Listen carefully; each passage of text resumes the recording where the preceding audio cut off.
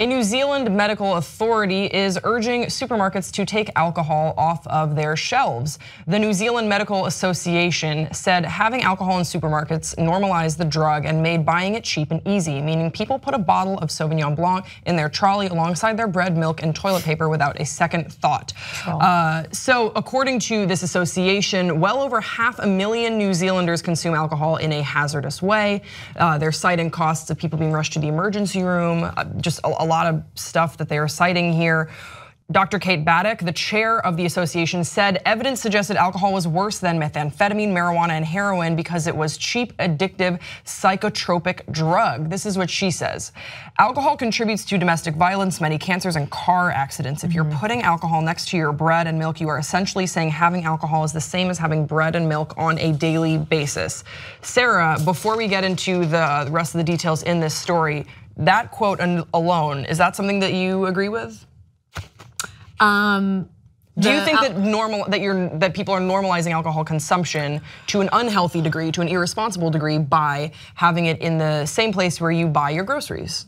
That's sort of the necessarily. I don't know if I agree with that, because I grew up in a state where you couldn't sell alcohol in a grocery store. So if you wanted to, you had to go to a liquor store. So I actually, when I moved to North Carolina for college, I was like, oh, this is so convenient that the beer and wine is all here. Except not on Sunday. Except not on Sunday. Can't buy beer and wine on Sunday. But that's okay. I don't know. I think that's, just like anything else, if you're dealing with alcohol, if you're drinking alcohol as a responsible adult, you have to know what the consequences are anyway. So it's kind of like, I don't think buying wine and putting it by your bread is the exact same thing, or is parallel to, I have a problem. But at the same time, there are stats that say, it's no brainer. Alcohol is dangerous, and it does affect people, differently if there's too much consumed. Yeah, and it seems as though there is a consensus across some New Zealand medical authorities saying that New Zealanders are binge drinkers. One person, Nikki Jackson, the director of Alcohol Health Watch, says that New Zealanders consume 10 liters of pure alcohol a year. So they feel like they need to make measures to regulate what is irresponsible and dangerous alcohol consumption. So again, from Jackson, she says, when wine came into our supermarkets in 1989, you can see this exponential growth in wine consumption. We are Anglo-Saxon, you can't change cultures overnight, and having alcohol widely available did not change our culture, it harmed it. And then they also citing the alcohol-related harm, which was, they say, $5 billion a year, including police call-outs, injuries, and long-term health effects. So that was some of the damages that I alluded to in the introduction of this story. Going on to say treating wine in this context as an ordinary part of the shopping experience is a normalizing process. There is also some evidence about the impact of alcohol marketing in retail outlets on children. In New Zealand, children are exposed to alcohol marketing on 85% of their visits to supermarkets. Now, of course, there is a contrary point of view to this.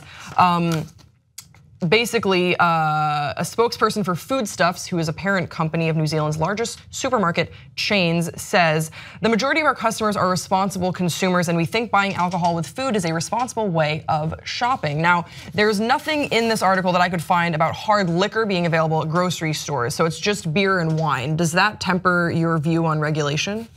I think that it should definitely be allowed at a grocery store. I think,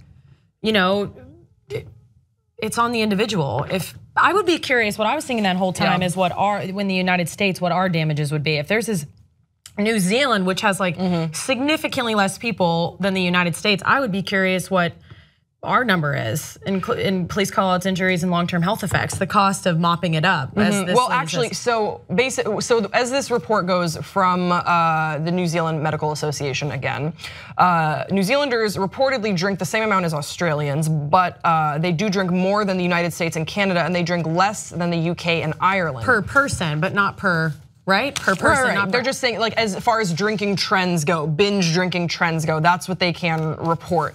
So it is interesting how different countries respond to the dangers of drinking and alcohol. I think something also that I wonder about too is when I see that the UK and Ireland do have a higher alcohol consumption than in the United States, I immediately think of their excellent public transportation.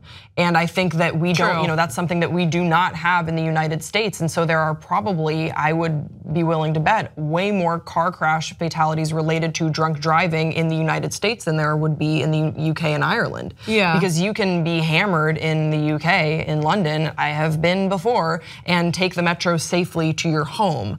You're not getting behind the wheel of a car. So it's interesting about the different costs that will affect different cultures, different countries, and the sort of resources that they have. Yeah, I would be curious though to see how maybe that number has either increased or decreased with Uber and Lyft. That's a good point too. Because now with all the ride shares, there's now you really don't have no an excuse. reason. Right. Yeah, if you're drinking and driving, you don't. Unless you live in a state that doesn't have ride shares. Oh yeah, that's not excusable. Drinking and driving is never right. No, I just mean that like if you don't have, then you might get behind the wheel of a car. You might be more liable to get behind the wheel of a car if you don't have Uber accessible to you. Okay, back to alcohol in food stores. I think that this is actually a very noble campaign because I think that they see a problem and they are trying to address it. And they're trying to raise awareness on the dangers of excessive alcohol consumption. That said, I don't think that, I think that normalizing alcohol, healthy behaviors towards alcohol does sort of start with viewing it as an addition to a meal. Right. And I could be totally wrong on this, so I'm really interested to hear what you guys have to say in the comment section. But to me, what I was very shocked about when I came to the US, because remember, I was raised in Belgium, so the drinking age there is 16. And I'm not saying that everyone's drinking habits in Belgium were healthy, but I do know that when I came to the United States, I was faced with a sort of level of binge drinking that I had never seen before. College. Yeah, college. I think that part of why I didn't experience crazy binge drinking in Belgium was, a part of the household that I was raised in, but I think a lot of it was just drinking was normalized. It wasn't like a cool thing to do keg stands in Belgium. I mean, which stinks because keg stands rule. No, I'm just kidding. So I think that I'm not sure if this is the right way to go about raising awareness for unhealthy consumption of alcohol, but I also want to applaud them for taking some measures and exploring ideas that might help, because obviously there's a problem in New Zealand and they want to solve it. So kudos for them, but I'm not sure that this is the way that I would go about it. Yeah, I would just be curious what if there is a solution, what the solution would be to it. Just that they're not selling alcohol at all in supermarkets and you have to go to a liquor store. And also this is a very new, I mean, if they just started selling, 1989 was the date. I mean, think about also what you're saying is like you grew up in Belgium, which is part of Europe, which that has been normal to drink alcohol at 16 for I have no idea what the amount of time would even be, but forever, for as far as we know, for forever. So it's like, maybe it's also like you got to give it time, kind of ride the wave of like people getting excited about something and then the fad diminishes and then people move on normally. But again, I agree with you. I do think it's a noble cause, but I'm just not sure what the alternative would be aside from it just being sold in liquor stores. But we want to hear from you guys in the comment section below. What do you think about this story? What do you think about the solutions that they are proposing?